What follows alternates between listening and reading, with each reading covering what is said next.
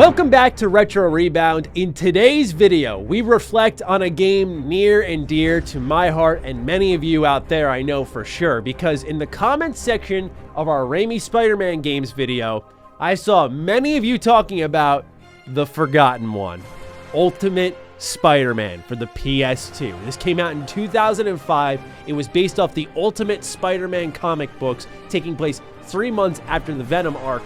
And there is much to be said about this game. I fired it up for this video, playing through about the first couple of hours of it and refamiliarizing myself with a lot of elements that make this game special. But I think any of my words won't do it justice. The tagline on the back does, which says, "Be legendary, be predatory, be both." What does that mean?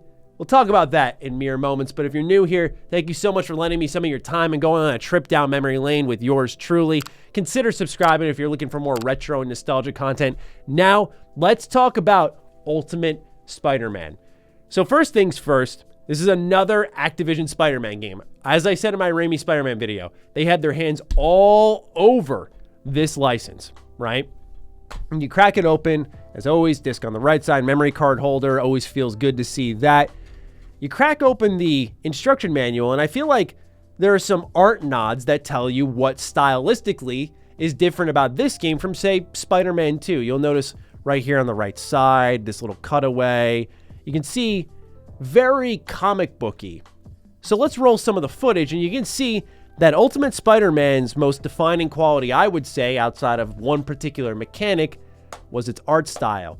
It was very much driven by the comic books. As I said, this takes place a little bit after a significant arc in the Ultimate Spider-Man comics, and you can even see here on the back of the box in very small blue font, original story and character illustrations by comic book writers Brian Michael Bendis and Mark Bagley. So that was really what defined this game visually, was it was entirely based off the comic books. And this game, it gets dark because it's got to. It involves Venom. Venom is a playable character in Ultimate Spider-Man. I remember as a kid having my jaw on the floor because I thought Venom and Carnage were so cool. My first exposure to Carnage was Spider-Man 64 and one of the final levels where he's in that boss fight. So cool. Now to see him getting his due on the big screen is amazing. Same thing with Venom. Always been a Venom fan since I was a kid. Seeing them get their due in a video game at my age, where I was 10 at the time. Oh, incredible. So this game, as I said, gets dark, and I love the beginning of it. You fire it up. It sets up the story focusing on the Venom symbiote and how Peter Parker couldn't handle it and how it's transformed now Eddie Brock, who is Venom. And you see this amazing boss fight begin in the rain on this football field. It's really dramatic and epic. And right there, after playing that, when we had just played some of the Raimi Spider-Man games for videos on this channel, I was like, man, what a difference in tone. Because in the first 20 minutes, you go over to playing as Venom, the first person you absorb, the first person you feed on to feed the Venom suit is a little kid with a balloon. And that is just so different from, especially in this time, right? Now we know in modern comic coverage across games, movies, shows, we've seen them get grittier because people have wanted that. But back then, this was like unheard of. So to see Venom come out and they're like, hey, press the L2 button to feed on that kid over there who's going, oh, look, my balloon. A clear callback to Spider-Man 2, by the way. I mean, again, tone setter is the proper word. But for comic book fans who are already accustomed to this, there were real treats on the inside. For example, one of the first boss fights in the game is Venom versus Wolverine. Oh my God. Oh, this was so cool to re-experience going back. I fired up and I'm playing it going, okay, we're getting a feel for the open. Oh, Wolverine's here. You know, he's in the bathroom and you breaking through the wall by throwing a random motorcycle. And he's like, that was mine. I'm like, oh, I'm about to square up a Wolverine. And he's got a special move that can throw you into another boss arena. Really, really impressive off the get-go. As for Spider-Man, I felt like some of the writing was really corny. And maybe it's nostalgia speaking, because I think if I experienced any of that writing nowadays, I'd be like cringing up a little bit. But what I saw, here in this game I thought was kind of funny. I thought it was a good rendition of Spider-Man. You know, this is a very young teenage Spider-Man. Mary Jane already knows about you, where again with the Raimi movies at this time, most people, especially my age, again around like 10 years old, my only exposure was shh, keep it a secret. But meanwhile, in this game, she's sewing his Spider-Man suit and telling him while he's studying for a trigonometry final to go beat up Rhino and come back for a test. Crazy difference. Love this game. Let's get into the open world now, because that's the other defining feature for it. You got this comic book game. It's a lot more gritty, a lot more serious.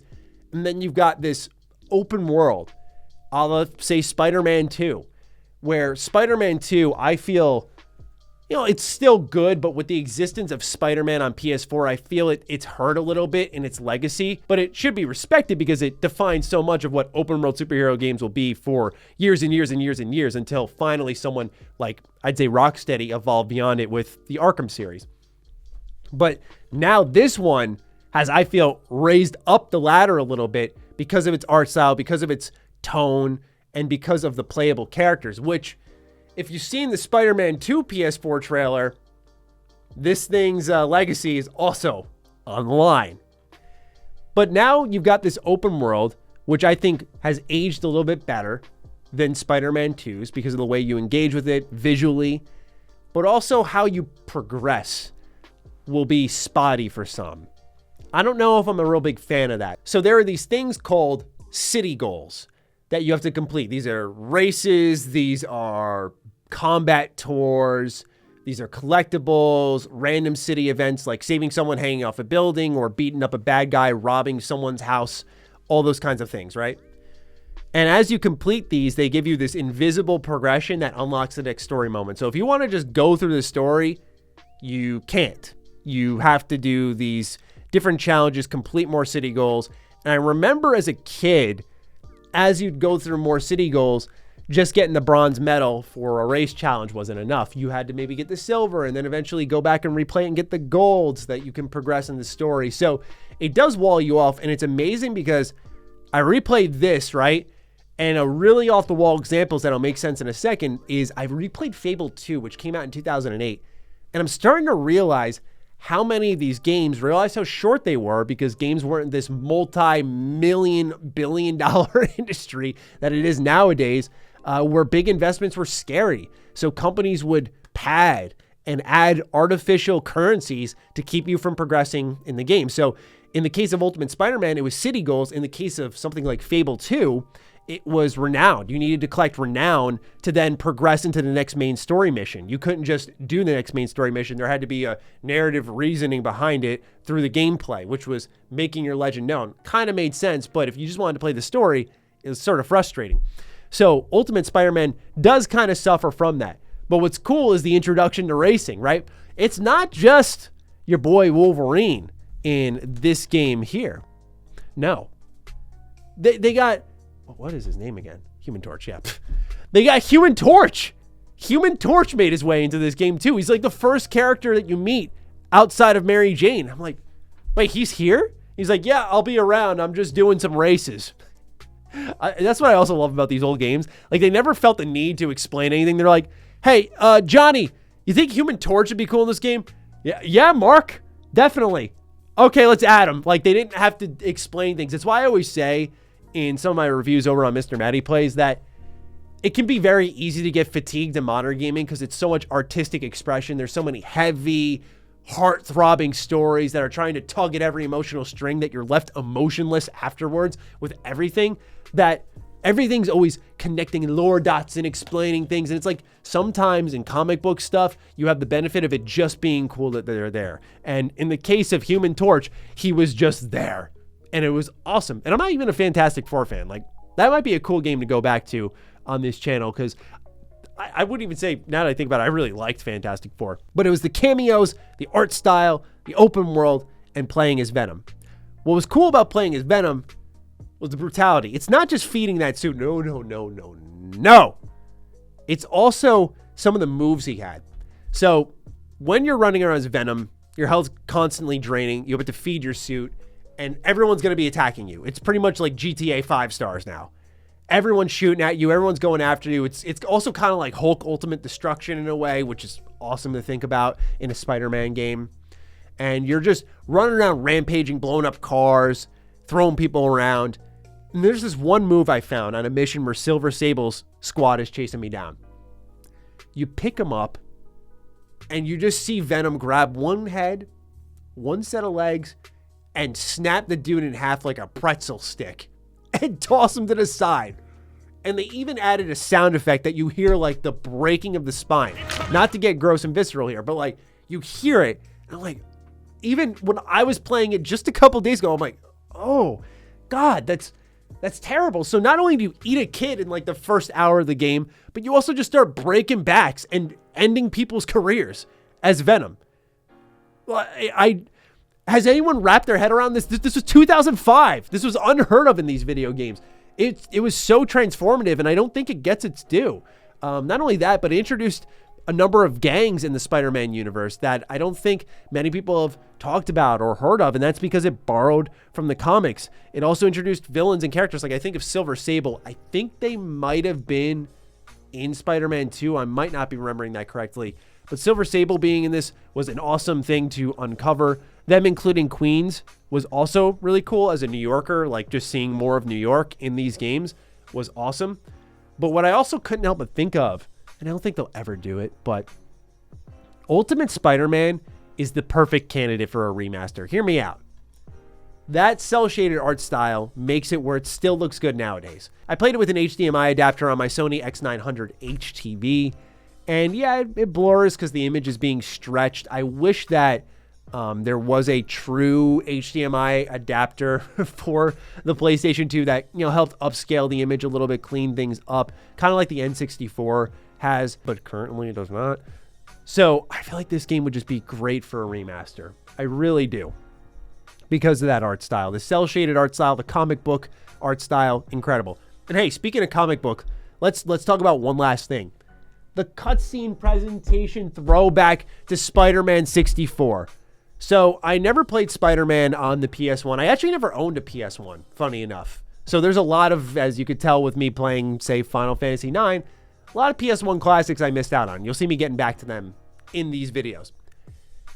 But I played Spider-Man on my Nintendo 64, and because it was on the N64, they had to get creative with how cutscenes were delivered. So they did them through the comic book cutouts. And funny enough, one of the first cutscenes you see is Eddie Brock there with his camera. Same thing with Spider-Man, because they're both working at that time for the Daily Bugle.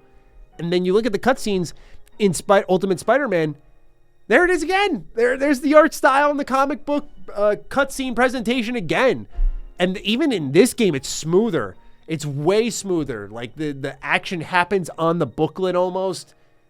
Just artistic expression. Truly represented here for Spider-Man. I cannot ooze about this game enough. And yeah, there's a little bit of recency bias, of course, because I like fired it up and went, oh, hey, I remember this one. This was pretty good, right? Oh yeah, it was really good. It was really good. For those who are wondering, this game now, kind of expensive. I got it on PS2. Of course, GameCube version's a lot more expensive. I got this from a flea market, actually. I got this one really cheap from a flea market for about like $10. Someone was just getting rid of it. So I took it off their hands, and I'm glad I did, because at least on the PS2, I know it's gone up to, I want to say about 40 or 50 bucks at this point in time. And everything after No Way Home when it comes to Spider-Man has spiked. Like I was looking to do a video on Web of Shadows because a lot of people wanted me to talk about that as well. I, of course, need to get my physical copy, but that game is like tremendously expensive on the 360, and that's where I want to get it. So I was like, let's fire up this instead. At least I own this one. But wow, a great trip down memory lane for sure. So thank you to the audience for bringing it back to my attention, because it's been on my shelf for, I think I got this 2 years ago. So it's been on my shelf for a while. I tested it, made sure it works, but going back to it now in this Spider-Man hype mode, awesome game. So kudos to Activision. They did a pretty good job with the Spider-Man license, as you can tell, and it's why they hung on to it for so long leading into the Amazing Spider-Man. But if you want to see more Spider-Man videos, let a guy know. As you can see, I'm decked out. I'm ready for this job. I've been built for it. So let me know. But in all seriousness, do let me know what you think of Ultimate Spider-Man. Do you remember it as fondly as I do? Fire away. Other than that, I cannot wait to see your thoughts, and I'll talk with you in the next Retro Rebound. Peace out.